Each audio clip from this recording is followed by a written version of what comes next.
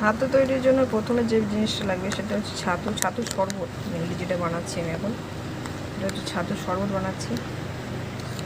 এতে পেঁয়াজ বা লঙ্কা কোনো কিছুই দেবো না, এমনি বানাবো, কেমন লাগে দেখবো। অল্প অল্প করে জল দিতে হবে, কতটা জল লাগে অল্প মানে আমি পরিমাণ মতোই দিয়ে দিচ্ছি, কম হলে আবার একটু দেবো। এবার এটা আমি হাত দিয়ে মাখবো, তার কারণ হচ্ছে আমার কাছে মিক্স করার মতো কিছু নেই, চামচ দিয়ে করবো না, আমার হাত দিয়ে সুবিধা হয়, তাই হাত দিয়েই করছি।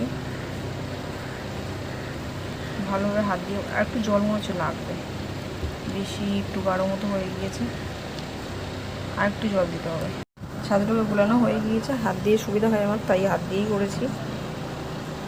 এই ক্যামেরায় ঝাপসা আসছে কেন? দেখুন এতগুলো লেবুর পিস কেটেছি, ওগুলো দিয়ে দেবো আস্তে আস্তে করে, হাত দিয়েই দেবো, পুরোটা দিয়ে দিতে হবে আস্তে আস্তে করে। এটা হচ্ছে লাস্ট, সবগুলো কিন্তু লেবু দিয়ে দিয়েছি, বুঝছেন। এবার দিচ্ছি একটু জিরে পাউডার, অল্প করে দেবো একটু সেন্টের জন্য, একটু ভাজা জিরে ছিল আমার, একটু দিয়ে দিলাম।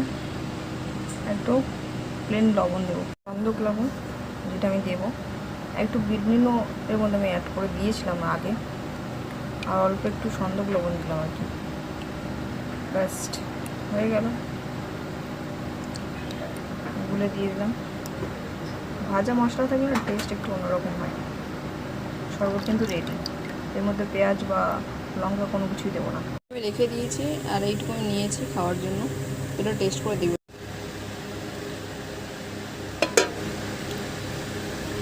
অসম্ভব ভালো লাগছে। দুরকম নুন দিয়েছি তো, একটু ভাজা মশলা দিয়েছি, পেঁয়াজ লঙ্কার তরকারি নেই।